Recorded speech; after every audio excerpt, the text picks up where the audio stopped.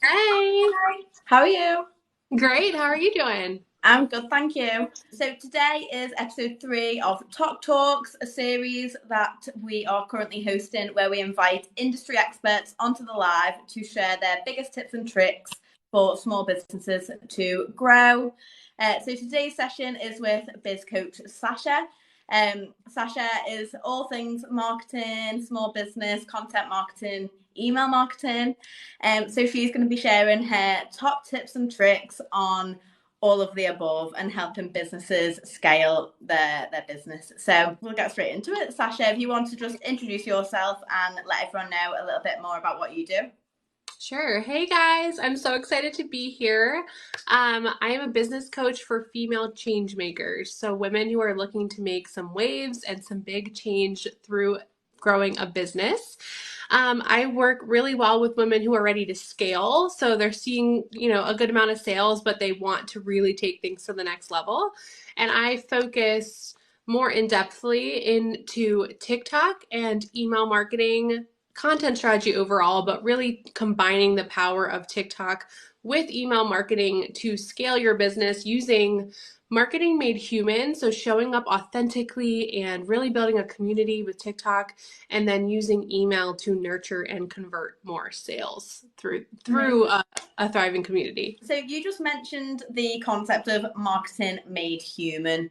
Mhm. So I know that this is something that you strongly kind of go by and you promote and talk about a lot. So can you kind of let everyone know what it is that marketing made human means and how businesses can kind of incorporate that into their strategies? Yeah, so I feel strongly, and the trends are showing that the business world and marketing is shifting. There are, with COVID and everything that happened, there are so many businesses popping up. There is so much competition or noise in the industry Yeah. that if you're not going deeper as a business, if you're not connecting emotionally with your community and your audience, you just aren't going to cut it anymore. People want to buy from brands who stand for something bigger and are doing something to make their life better, but also the world a better place. Yeah. And more business owners are like, I'm not here for the hustle and grind. I want to build a business that fits my lifestyle and my purpose. And more people are discovering their purpose more than ever. And I think marketing made human simply means like marketing for service before sales. Yeah. Now, of course, when you focus on service, the sales follow. Yeah. They multiply, in fact, but it's really just about showing up authentically and building a true community, not just like, okay, let's build a community because I know it's going to make me more sales. Like, no, we build a community because we're all lifting each other up and making the world a better place. Yeah, 100%. I love that. It's like the concept people don't buy from business, they buy from people. So, Totally. by being authentic, you're able to kind of grow that community without having a sales focus, but in return, the sales do fall in. So, first question, the way you kind of talk about showing up as your authentic self and attracting dream customers and dream clients, the people that you really want to meet the needs of. How would you recommend the small businesses watching to go about that? How can they find their dream customers? Yeah, so I think the first thing is getting really clear on who your dream customer actually is. Yeah. I can't tell you how many small business owners I ask, and they're like, I don't know, she's like a woman. Or, and I think it can be tough to figure that out if you're not like a thriving business yet. So I think it's really about getting clear on like who do you want to work with? What is the type of person that needs your product? What are their goals, their problems, their desires, their dreams? What's keeping them up at night? Like, and if people are like, how do I know those things, right? They're like, how do I like just come up with that out of thin air? So one, you can work with a consumer strategist who can actually help you figure out these things, like myself. Or I think just going out into the real world or having real one-to-one conversations with human beings is so overlooked in marketing these days because everyone's just like digital, digital. And I'm like, how many of these people have you actually had a conversation with? Yeah. Like, for example, if you, I know it can feel uncomfortable, but if you're trying to sell candles, go to a candle store and strike up a conversation with someone there and just ask them, like, what are you looking for in a candle? And like, do you mind, like having those one-to-one conversations, I think is so much more powerful than people realize, especially when you're getting started. And then once you know those things, so say you have an idea, start creating content that's really going deeper than what most people in your industry are giving in terms of those things that you learned. So if you're a candle company, for example, don't just say like, here's 5 reasons why you need to buy my candle. We Yeah. need to talk about how show that candle being used in their everyday life. How is that candle going to be a part of their journaling ritual that day? How is that candle going to make their kitchen smell a certain way when their husband comes home from work or whatever? Like, get into their life and showcase that in your content so that people feel something when they watch your content. So yeah, going from what you've just said, I think that's a really like powerful message, and I think it is definitely overlooked by a lot of small businesses. When we have conversations with small businesses and similar things, who are you trying to target? Who's your ideal customer? And it's like women in their 40s, and it's like, Yeah. any more to go off? So I Yeah. think really having a strong buyer persona, knowing exactly who it is that wants to buy your products and that wants to be engaged within that community is definitely really important. So what do you think some of like the key considerations that small businesses should keep in mind when they're starting out and they're just starting to get sales, they've not really scaled their brand yet? What would be your kind of stepping stones and your starting tips for them? Yeah, I think the biggest tip would be to really focus on community building, Yeah. and going the extra mile and maybe even doing things that aren't scalable right now. So, like things like having those one-to-one conversations or following up with someone who made a purchase, asking how it was, getting a video or feedback from them that you can then use in your marketing.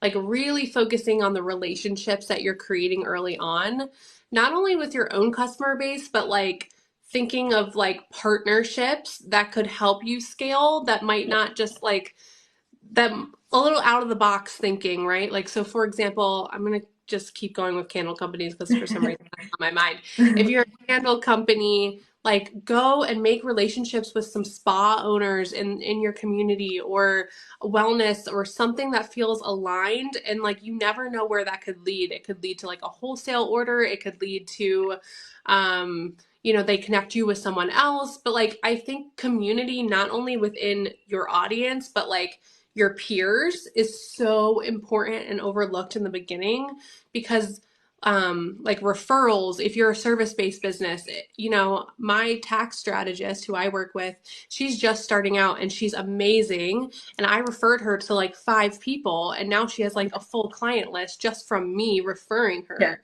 So it's like you never know what those one-to-one relationships are going to create. So obviously you have worked with a lot of small businesses, helping people scale. So what, from your experience, it can either be your own experience or from what you've seen from clients, what do you think kind of like are the problems that people make, and how would you make like how would you do things differently if you were starting from scratch?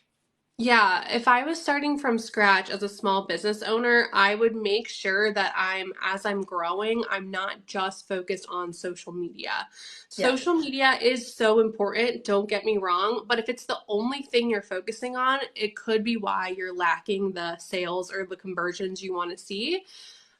Because there's so many things like down the funnel that you could be focusing on that could be increasing the conversions with the community that you do have currently on social media. So what I mean by that is like your website, is it trustworthy? How is your sales copy? How is your design? I think sometimes that small business owners don't invest in copywriting soon enough. If it's not a skill that you feel like you have, to make people not only feel something through the writing that you're doing, but also to use sales psychology in your copywriting, your sales copywriting, hire that out from someone who knows what they're doing. It is an investment that will come back 10 times. Yeah. Um, So I think sometimes small business owners are investing in the wrong things, right? Um, so focusing further down the funnel on the website, but also email marketing. Email marketing is so important for conversions for a couple reasons. One, it just has higher conversion rates because you can take somewhere anywhere you want them to go with just a click of a button. Like in social media, you're like getting their attention with the post. You got to make sure they watch a certain amount to even see your call to action. Now you're telling them to go to your link in bio, scroll down, now go to your website.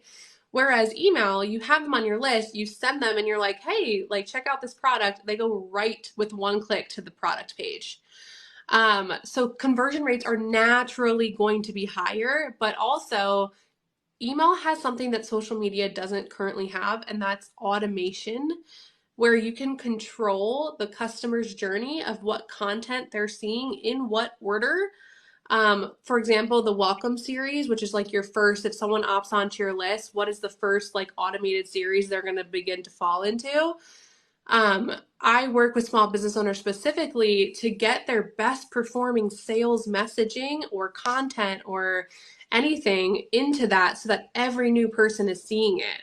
Like I have so many small business owners, they're like, oh my gosh, every time I post a video similar to this one, it gets me sales. And I'm like, well, Yeah. let's automate that into your welcome series so that everyone is seeing it. So I think that's the biggest thing I would tell small business owners to focus on in the beginning is not just social media, but like stuff further into the customer journey. Before we get into the content marketing and the email marketing side of things, how important do you think it is to have a strong brand? Because obviously, when we're talking about branding, we see the big brands like, you know, McDonald's, Nike, who you know exactly who they are, and you know all you have to say is a small, you know, a brand color for you to instantly think of them. So, how important do you think that is for small businesses, and how can they kind of go about creating their brand and creating a tone of voice and a brand image and things like that? Yeah, so I think your brand strategy is so important in the beginning to really making sure you stand out and you are differentiated within your industry. However, I feel sometimes like small business owners focus way too much on how their brand looks in the beginning and not how it makes people feel. Yeah. So you can have the prettiest colors in the world. You can have the prettiest, logo in the world, but if you're not making people feel something, it does not matter. Like, Yeah. I'm just going to be honest. And so I think it's just really important to make sure that you are just as focused on um, the deeper parts of the brand strategy. So, like, what's your mission? What are your core values? Like, what's your brand personality? Like, I think people really miss out on using brand personality to differentiate themselves because they're so focused on how they look. Yeah. But like tone of voice and like, if are you funny? Are you empowering? Are you sassy? Like, what is the personality that's going to pull in the right type of person? Yeah.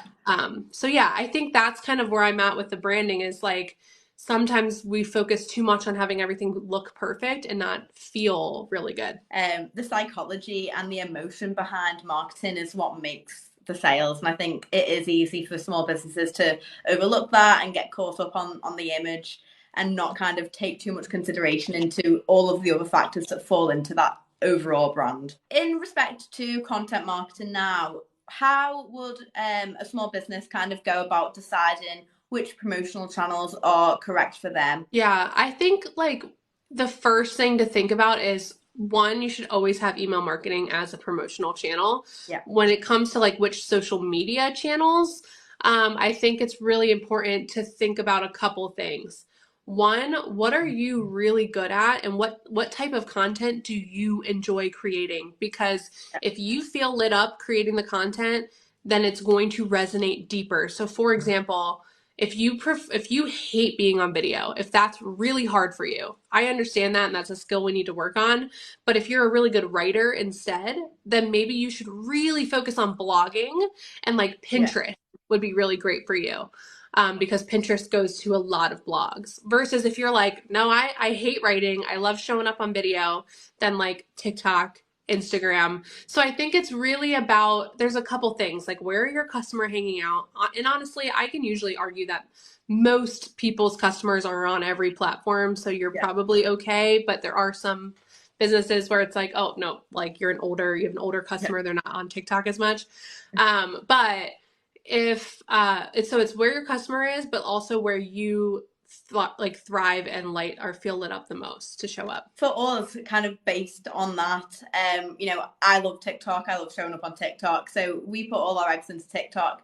And a lot of the questions that we get from small businesses, followers, things like that is, should I be on every channel? And our advice is always, you don't have to be on every channel. You can be present and have an account on every channel, but you don't need to, try and put 20% of your time into Instagram, 20 into TikTok, 20 into blog writing, 20 into emails. Like, you should really pick what works best for you. Is that something that you would agree with? Yes, 100%. I always tell people, especially when you're first starting out, is like master one platform really well. And then once you kind of are in a groove, start to repurpose whatever you're doing on that platform to other platforms. Yeah. So whether that's short form video, going on to all these other platforms, or maybe it's like you're writing, taking that writing and starting to put it on text on video, Yeah. like if you're doing blogs or, stuff like that. So I think it's go all in and master one and then start to repurpose. And as soon, like honestly, when you can invest in help to help you repurpose content, I recommend doing that because it's such a time saver, and just getting out there to different places will help you over time. Yeah, 100%. For repurposing content, do you is there a tool that you recommend, or do you recommend just genuinely taking a piece of content and thinking strategically about how you could kind of change that into something else? Yeah, so I always suggest with small business owners is that they're very intentional at first about how they're repurposing Yeah. so that they can learn from what's working and what's not to repurpose. Yeah. And then once they start to figure out that new platform and they're building a community there based on what they're, taking and just reposting or whatever, then you can start to get a little bit more lackadaisical about how you're doing it. So like using like repurpose.io, a Yeah. lot of my clients use that and they love it. I just think sometimes if you're leaning on that as a crutch and you're just like, this is my easy solution to just get this out there, Yeah. you're probably not going to be building a strong community on those other platforms because you're just like, go, go, go, go, Yeah. automation, robot, I'm not really showing up. So I think you still need to have a strong strategy of like, okay, this got posted today to this platform. Let me go engage with the comments. Let me Yeah. go, like things like that. Like you need to see, well, that's not working on this platform, but these ones are. So how can I start to now create more of a strategy where I'm thinking about that platform as well as my first platform? That Yeah, makes sense. 100%. Yeah. I think a lot of people forget that social media is meant to be social. So you are meant to reply to the comments, interact with, your audience and potential customers. And, obviously it is kind of, for small businesses, it's kind of sometimes viewed as, too much time, too much effort, but it can actually have a huge impact. I know from one of our clients, they didn't have TikTok at all. We then began to manage their TikTok, and so many people of their customers were already posting about them online. So just by us interacting back with that audience generated such a huge increase in community and following and things like that, just purely from the interaction side. So I think it's definitely overlooked by a lot of small businesses. Again, in terms of content marketing, obviously you've got a free I don't know, it's free, I just made that up. You've got a content planner to download. So how important do you think content planning is? I think that everyone is different in this realm. And I think you need to figure out what type of content planning and process works for you, Yeah. your energy levels, how you can be consistent and how you can create content that still feels really authentic to you. Because the problem that I see with small business owners is there's a lot of advice online, a lot of different advice about how to do things.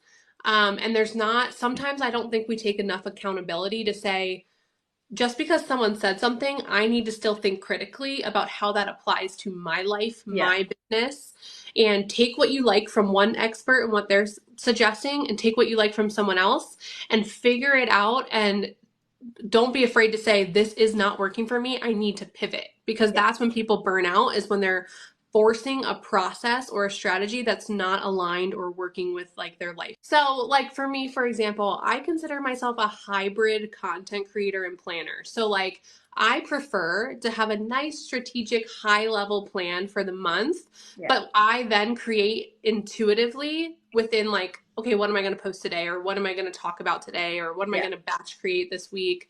Sometimes I batch create 2 weeks of content. Sometimes I don't have any content batched and I just create daily. I really listen to my energy levels and what feels right. And so I think it's about really figuring what that is for you. Yeah, love that. I think I'm kind of a massive planner. Love Okay. planning. So I will always be a planner, but when people have this feeling that they have to plan their content and they don't enjoy that process, it's apparent, it's obvious, and it makes the content maybe not stand out as much, and Exactly. it's all relative. So yeah, I completely agree with that. For those that are content planning, how do you go about finding content ideas, and how would you recommend like streamlining that process?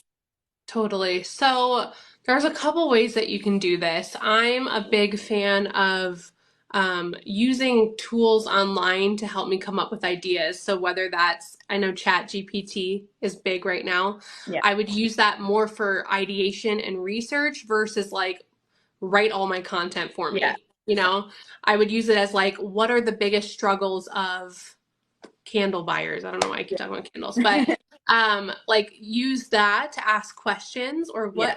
use Answer the Public is another good tool. Yeah. You get one free search a day to say what questions are people Googling. You can also go straight to Google, and when you type in a question, it'll pop more down that people are asking like it. So I think the biggest thing to do is like show up and figure out what your audience is asking and what Yeah. problems and things they need help with. You could even ask your own audience, like, what do you guys have questions about? But I think that that's big, but like understanding first when you're going into your planning mode, like what are your business goals for the month? Start with Yeah. that before you plan your content. So what I mean by that is I was just working with a massage therapist, and she's like, okay, we really have a good amount of clients, but I need to increase their average order value, meaning every Yeah. time they come in for a massage, I need to increase how much they're paying each time. And so we talked through, okay, what are the add-ons that you have at your massage, place? And like essential oils was one of them, or like hot stones. Yeah. So then we started to say, okay, let's run a special, like you can get, a percentage off add-ons this month only. And so then we started to create content around why those add-ons are beneficial for your life or your body. So like, why should I use hot stones? Which oils are best for, anxiety or things that I'm struggling with. And so once we knew that, then she started to see a lot of people coming in and asking for these add-ons, and her average order value went up. And Yeah. so by having that discounted kind of promotion, now people are going to fall in love with that extra add-on service, and every time they come, they might add on those hot stones. Yeah. So I think it's the first thing you need to do is be like, what are my business goals? Do I have a bunch of inventory I need to move? Do I want to start to build a wait list for an upcoming product launch I'm doing in the next month? Like, figure that out first, and then that should shape your content strategy for the month. Yeah, 100%. So the bougie question, Shauna said, I find that I have a lot of ideas and save sounds, etc., but have a hard time making them. So have you got any advice for the actual filming process, editing? Obviously, it can be a long process. I know for us, I dedicate an entire, half a day for my filming, editing, captions. So have you got any tips and tricks for that process? Yeah, so my biggest advice first would be to make sure that you are separating the planning, ideation, and research from the actual content filming and creation Yeah. because those are two very different energies. The planning is very like masculine and you're very in your head and you're very like focused on like what's the why and the strategy versus the creation needs to be flowing and you need to like your energy needs to be up. And sometimes I see small business owners, they'll come in, they're like, okay, I have 2 hours to film today, and then they'll look at their sounds and like they can't think of anything at the moment. Yeah. They're like, they get all in their head, they're like, I'm wasting time, I'm running out of my 2 hour time limit, and it just their energy just goes down, right? Whereas if you separate the two and you walk into your filming session with a plan of like, I need to get these 5 videos from these, 3 trends and 2 original contents, and you kind of have like bulleted structure for each one, it's going to be a lot easier for you to show up. Yeah. Another thing I would say is make sure you are doing something before you film that increases that energy. For me, I like to dance around. I like to, talk to somebody, and see like, talk to a business owner and just kind of like have a session with them. Usually I like to film after I'm like networking or like Yeah. talking with these people that I'm trying to help. But in terms of like the actual like sit down, how do I film this? I think keeping it really simple at first, just to start to get comfortable, is really important. So, like, get somewhere that you feel comfortable. It could be your office, your living room, your studio, whatever that might be. Make sure that you have time alone dedicated to it because if people are walking in and out, you're going to feel silly. You're going to feel stupid. It just is what it is until you get comfortable. And then I think just like making sure that you like for trends, for example, if you have trends in your strategy, I sometimes just like film those. Like I'll do like 10 of those and I won't even necessarily know exactly what I'm going to put as the text on it until I later on when I'm editing. So Yeah. sometimes, yeah, so sometimes your filming session is just about getting the actual content or even just documenting what you're doing that day. Like if you don't know how you're going to use that video later, who cares? Just set it up, get the video, and then you can think about and plan later. So I don't know if that helps, but I think those are the biggest things. So yeah, I completely agree with that. And another thing that I always do when, I do have a sit down, hour plan, brainstorm, usually once a week. But sometimes, obviously content ideas come to you at any time, not necessarily in that 1 hour that you've blocked out. So if I ever think of maybe a trend that I could apply to something specific, I'll record like the wall with the trending sound and I'll add on text, Oh, what I could add. And then when I come to sit down, I'm all ready to film the content. I've already got a load of drafts that are just of the wall that I can then recreate the content with our own spin. So that's another little hack. Claire said, should you be recording more than one video for each trending sound? I actually think this is a really great tip and hack that a lot of people don't do. Um, so not only can you start to turn a trending sound into like a little series that people come to expect from you. I mean, think about some of like you'll see this is usually more in like the pop culture realm, but you'll see someone like doing a trend, it blows up, and then they do that same trend in another place, and Yeah. people start to be like, yes, do it again. You know what I mean?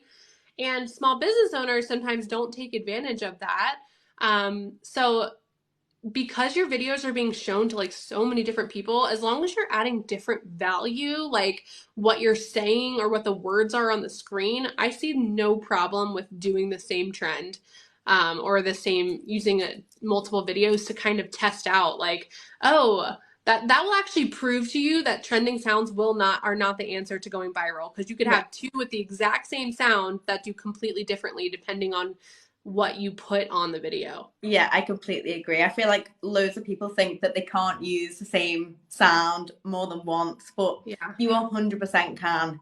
And like you said, it isn't all down to the trending sound because the main thing is the text that you add on the screen. How are you relating to the audience? Do they agree with what you're saying? Are you resonating with them? Because I think a lot of people that are just starting out on TikTok think, oh, I need to film a trend. So they'll see someone, on the For You page that's done a trend and they'll copy that video. But if they don't apply it to their own niche and address their customer pain points within that trend, it makes it really difficult for them to actually, have a positive impact by using it. And Claire said, should you be responding to negative comments or hiding them? I would love to hear your take on this, but my take is that it's a completely personal decision. Your account is your space. It's also the face of your business. So I would be cautious of how you are responding to negative Yeah. comments. If you have a sassy brand and that's part of your brand personality, by all means be sassy, but protect your energy and your peace first as a business owner. I mean, you don't really need, if you want to block, I block all the time, Yeah. especially on Instagram when someone's like, I sent you a DM and it's like someone pitching to me, I just straight up block because I Yeah. just don't want to deal with the energy, right? So I think this is a personal decision. But I personally, if it's something someone's just asking, like they have a differing opinion, then Yeah. I like to just kind of answer, respectfully and give my opinion back. But if it's someone who's just being nasty to get a rise out of you, I block. But that's just me. I completely agree. I think it really depends on, again, like on your brand, on, how you want to react. But we're the same. If we get, an unpleasant comment, I won't reply to it for the engagement purposes, or I won't leave it up. So I've got an extra comment, like block, remove, delete, whatever. And then, like you said, if someone's kind of put input in their opinion and you've got something to give value back on that, that's absolutely fine. But it really depends on you as a person, whether you want to be interacting with that or whether you just want no negative vibes. The Cheshire Gift Company said, how many hashtags should I use per video? I've heard so much conflicting advice, and I feel like, yeah, this is definitely something that everyone has a different answer for. And my gut is no one's got like a magic wand. If you use 3 hashtags, you're not going to go viral. If you use 10, you're not going to, like, it doesn't have a huge impact. The way in which I look at it is for TikTok SEO purposes and for searchability. So I tend to use between 5 and 10. I used to use about 5, but now with TikTok's character count increasing, I use probably up to 10 hashtags, depending on that content and depending on, what I'm trying to get out of that piece of content. But I don't think the number of hashtags is like the be all and end all. But as a rule of thumb, I usually just say around 5. What are your thoughts, Sasha?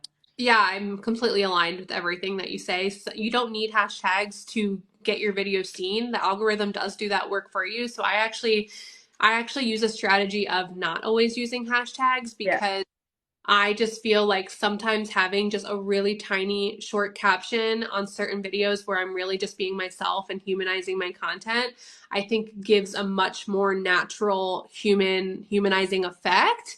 Like if you are just scrolling on like just regular, I don't mean regular people, but like, people who aren't business owners, sometimes like they won't have any hashtags. It's just like what they're showing.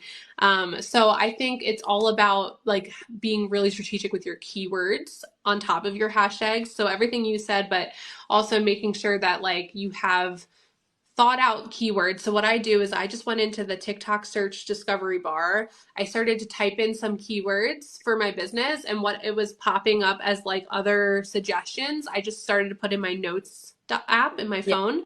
And so now I just make sure I use those from the different categories of my content in my videos. Claire also said, speaking of protecting yourself, what about social media breaks? Do you schedule in advance? I think, again, this is totally up to you. Like, if you need a break, you don't need to announce that you're taking a break. You don't need to announce, hey guys, sorry I've been MIA. Like, I think that just perpetuates that we shouldn't be taking breaks. Yeah. Um, I also think people are like, oh, people will be like, oh, I didn't even realize you took a break, and now you just announced that you weren't consistent. You know what I mean? Yeah. So I would say that if you can, plan them in advance. If you know you're going on vacation, schedule ahead. If you don't have time to schedule ahead, just enjoy your vacation and take a break, because coming back refreshed and ready to show up in a new energy is going to be so much more impactful than if you had, planned out your content for that week that you were gone. I think it's just sometimes we take things a little too seriously, and we need to relax a little bit. Yeah, definitely. Dawn said, advice on how to be different in a saturated space.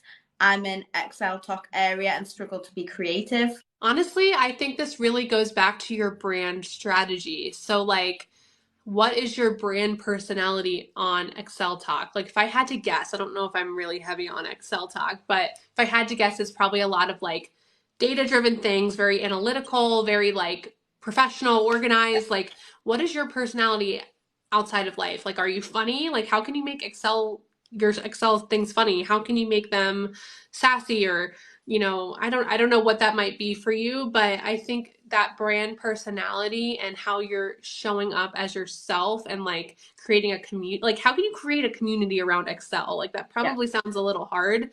But like who are you actually talking to and what else do they care about besides just Excel? Yeah.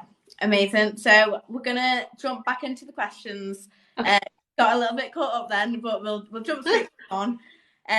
So next question is about TikTok. So kind of on topic. Obviously, Sasha, you've grown your TikTok to 80,000 followers, I think it is. Mm-hmm. So what would your like top 3 tips be to grow that community on TikTok? Because you've definitely, got a really strong community. Everyone's always engaging. You've when your video pops onto our For You page, I know it's you without even looking. You know what I mean? And that's what you want. So what would your top 3 tips be for growth on TikTok? Yeah, I think the first thing I always ask people is like, what are you doing to build true community on TikTok? Because TikTok in particular, the algorithm is so amazing that if you're really into like business tips for one week, you might be seeing a lot of me. But if you start to be like, oh, I'm going to search more about how to grow a plant, like you're going to start to see more plant talk content, right? And you're going to see less of me. So like, I have actually built a community here where I know people are going to my profile to see what I've posted. Yeah. And so I think that that's a big help. And when people ask me, or when my clients, they'll be like, oh my God, I got 100 new followers today. I'm like, great. How many of them do you know their name? Because I think that we can get so caught up in the numbers that we, like, are you actually like, people in my comments, I know who they are and they've been around since I started in like 2-3 years ago. And like, we DM often. They are honestly like I treat them like friends because that's what they are. Like that's how I want to run my business and my community.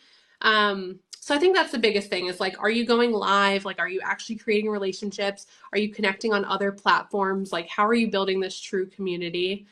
Another thing I would say would be to treat your content, especially if you're like trying to grow, like an experiment, like gamify it. So like if you're planning out your content, instead of doing like, okay, I'm just going to do the same thing across 5 videos, create 5 very different videos. Really focus on your hooks, your call to actions, and test out what is working and what's not working. And if one video does really well, like what worked from that and how can you replicate that? How can you use the same hook in a different video? How can you take whatever like you think was going on psychology wise and just apply that to a different topic? Like I think we need to become better analyzers and experimenters and learners. Yeah, 100%. I could not agree more.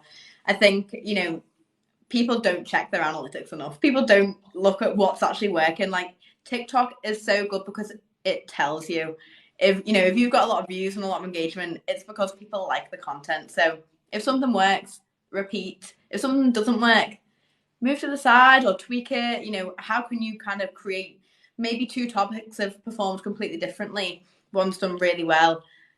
Is it the topic that's the problem or is it the way in which you've delivered that content? How can you kind of try and match the energy of the top performing video? Completely agree. Moving away from kind of TikTok, social media, things like that. Obviously, you're very passionate about email marketing as well. And this is definitely something that we also completely recommend to any business. I think it's so important and the results from email marketing can be incredible. So firstly, what email marketing platform would you recommend? Usually I recommend Flowdesk as my number one recommendation. It's Flodesk. I have a code. It's BizCoach Sasha, and that'll get you 50% off. The reason that I like Flowdesk is because they have made it, it's female owned, by the way, and they have made it so easy, intuitive to use, and beautiful. And I think what people are loving about Flowdesk is it makes it fun to do email and easy. So people are actually staying consistent. That is the most important thing. So even though Flowdesk might not be as robust as some of these other ones that have been around forever that plug into websites really easily, um, it's so simple and easy to use that people are actually using it. Yeah. But like if you're, really, if you're like enterprise level or if you're using like really heavy in e-commerce, I know Klaviyo is good to just plug into Shopify, but I highly recommend Flowdesk. Shauna from the Bougie Equestrian said, do you use the message feature? I'm assuming you mean on TikTok. From my perspective, yes. I've got for Morgan Brandon, we've got our messages on like the open feature, I guess, because you sometimes can't message people on TikTok without them following back and following each other. So we've turned our settings on so that anyone can message us and we can filter through them. And yeah, we do kind of the same as what Sasha was saying earlier and reach out to the people that we know are engaging with our content frequently, and we'll chat to them. I WhatsApp a few of my followers that never have paid or not a client, but like you said, a friend, and you've really grown a community. So I definitely recommend messaging and interacting. Do you use the message feature? I do, yeah, same exact answer as you just gave. My only opinion on the TikTok messages is it can be a little bit difficult. Like Instagram, I feel like it's a bit easier. TikTok messages, I feel like, oh, have I opened this one? Have I not? But apart from that, I definitely recommend it. And and do use it. Yeah, I agree. Like I find people just naturally go over to my Instagram to message me. Yeah. I don't get as many. The messages I get on TikToks are usually just people sending me their videos or like random things. Yeah. Most people go over to my Instagram, so I think that's just like a human behavior thing that hasn't quite shifted over to TikTok yet. Yeah. So, what impact do you think email marketing can have on a business? Oh gosh, so many things. Not only can email help you grow your sales, which I know is like kind of the main thing people are usually looking for, but it can help you passively grow any business goal that you have in your business. So for example, if you're starting a new YouTube or or starting a new podcast, you can utilize your email list and automation to make sure that like, hey, have you checked out this recent podcast episode?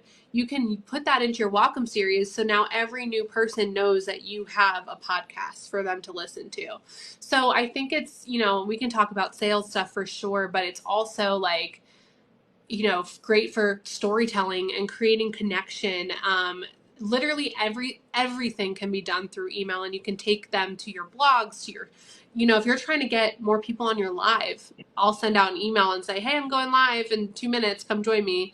If you're trying to get more people to interact with Instagram post, and like your email list can actually boost it and get shown to more new people. So your email can be used in so many different ways to grow your business. Yeah. And what automation processes would you recommend having set up? So obviously you've spoken a little bit about welcome emails, but is there anything else that you'd recommend as like a generic, in generic terms? Yeah, there's so many. Like what I love about email is you just can continuously add these automations. But the ones I recommend people get started with is, like you said, the welcome series. That's number one. The second is usually cart abandonment emails. And so that's like when someone leaves something in their cart, you would email them and say like, hey, it looks like you forgot something. Because sometimes when people leave something in their cart, I believe like Shopify said, cart abandonment will save at like on average 10 to 15% of lost sales. Because sometimes people are in their cart and then like, they might be like, oh, my bus is here, I gotta go, like I'll do this later, but then they forget. So if you don't send them that reminder email and give them a reason why they need to finish their cart, like you're just kind of like gonna probably miss out on that sale. So I think that that's an easy one that like everyone can implement right away. Yeah. Another one that I recommend are like like after someone buys, what are you sending them? So like, do you want to get more reviews of that product? You know, do you want them to post about you on Google if they came for a service? Do you want them to refer other people? You know, do you want them to share it on social media and unboxing for a chance to win something? Yeah. Like, I think that there's so much low-hanging fruit with our current, you know, if you only have 5 people buying from you in a month, what's the low-hanging fruit to get them to spread the word for you? Yeah. And it starts to like multiply. So those are the 3 that I usually recommend people starting with. Yeah, perfect. And within that welcome series, what would you recommend include? You know, what's the first thing that someone should receive? Yeah, so usually when you start the welcome series, it's because they opted in for some sort of freebie from you. So I always recommend, as any business, any industry, that you have some sort of freebie to get them on your email list. Yeah. I personally am the biggest fan of a freebie that's like educational or isn't just like a discount. Yeah. Because I think the discount one can bring you in more people who just want discounts. But so say, for example, you are a spirituality coach. Your freebie could be like a free guided meditation, for example. Yeah. And so that first email that you're going to send them is obviously going to be delivering that freebie, making sure that you are enticing them to want to actually use it. So tell them how it's going to help them. And then just kind of introduce yourself quickly and how you're going to help them. That's kind of the first email. The second email, I always say, should be your story. So this should be like you're sitting down for coffee with your new best friend and they're like, tell me your story. Like, how did you end up here? That should be what email 2 is. And you know, there's all sorts of things you can put in your welcome series, but like best performing educational content that builds your credibility and authority. You should definitely have a welcome offer. So something I like to say between $7 and $50. So something like low cost, but high value. So again, like if you have like a digital product, this is really good here because now it just is passive income for you as those emails run. But like if I have like for example, my content calendar, if you opt into my email list, you'll then be able to get it for only $19. That under $20 price point is such like a great, no, like low risk impulse buy number. And the goal of that for me is not to make a ton of money off of my $20 product. It's to show people the value I can bring them. Yeah. So always put more value than price. So like if everyone else in your industry charges $20 for something, give it enough value that it's like worth 50 or 75 so that people are like, wow, I can only imagine what working with her is like, or I can only imagine if I bought like the big real product, what that would be like because this one is so great. Sorry, I'm kind of rambling now because I love email marketing, but yeah, those are some things to definitely put in your welcome series. Yeah, love that. I completely agree with what you're saying. For us, we've got a freebie when people download it, they join our email list, they opt in, and like the impact that that's had has been great because it's resulted in new clients. It's, you know, like you said, we send an email out when we're going live, we'll drive traffic there. So it's definitely something that we recommend. And the way in which we kind of build that list is by obviously promoting that freebie on TikTok and you know, other socials. So we've got a video that's I think got like 100K, and that resulted in 2,500 email subscribers. So, you know, it's so good the way that you can drive people to an email list. So what would your like top tip be on actually building the email list and promoting the offer in the first place?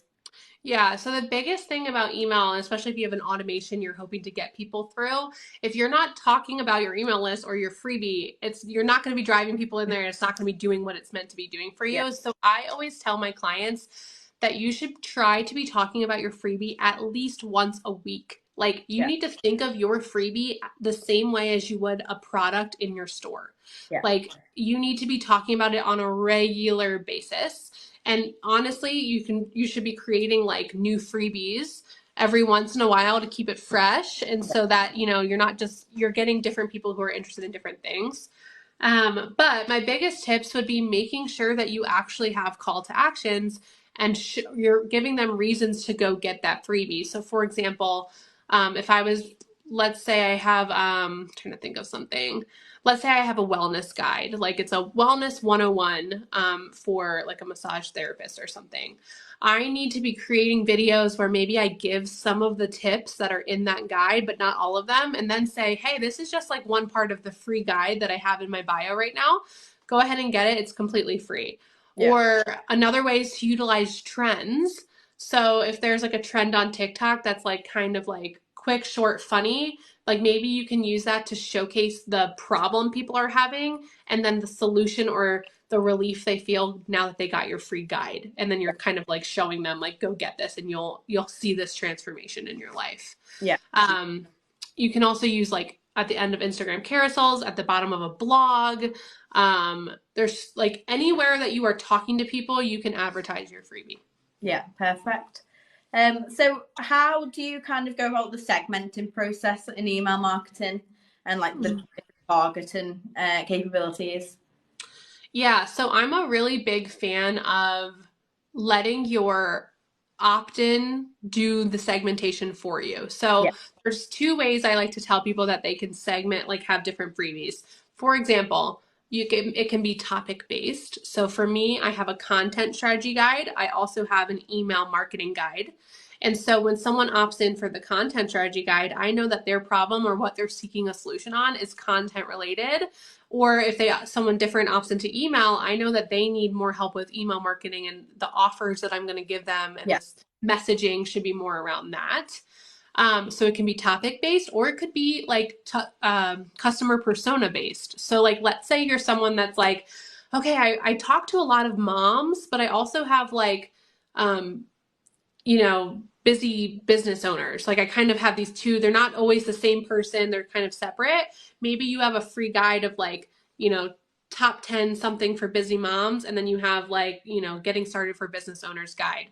So Yeah. you can use your freebie to segment who they are, which would then determine what type of messaging you send them later on. Or there's other ways you can do it, like on your opt-in page, you can actually ask like, are you interested in this, this, or this? And they can just check it. Yeah. So yeah, there's all sorts of different ways to segment. Yeah. Perfect. Well, considering it's 5 minutes to 6, well, I don't actually know what time it is there. Sasha, what time are you in? We're going on noon here. So I think a nice finisher to the questions would be, considering today's session was about scaling a small business, we spoke about content marketing, email marketing. What would your kind of number one final message be for those small businesses to scale their brand? Yeah, my number one thing would be to really sit down and give yourself some white space. What I mean by that is some quiet time, like make brainstorming and research and planning a priority. Look at how you're going to differentiate your brand. Like have a day where you just brainstorm, how can I bring my personality to life? Things that like separate yourself from the stress of getting more sales and showing up and all the things that stress you out, and create some white space to really brainstorm and go deeper, because that's what's going to set you apart from all the other small business owners who are just chasing a sale. Yeah, perfect. So before we end, I've just got a quick fire round. So we've got five, I think it's five really short questions, like this or that type of vibe. We do these in all of the TokTalks. So question number one, a podcast or book that you would recommend?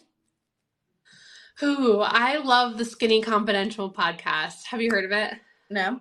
Okay, so it's like really wellness based. Like she's all about skincare and gut health and stuff like that. But she is also, it's super like pop culture, and it's just very raw, down to earth, and it's just so fun and engaging to listen to. And but I'm also feel like I'm learning so much every time. So I Yeah. would say the Skinny Confidential podcast for sure.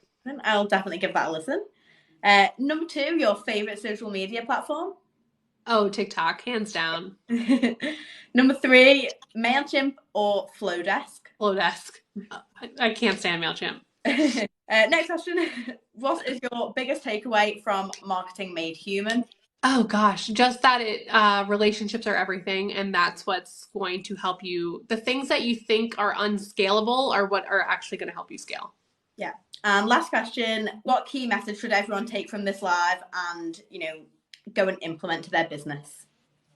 If you want to be a disruptor in your industry, if you really want to build a life-changing brand and not just a small business, you got to go deeper. You got to show up authentically and you got to create a community.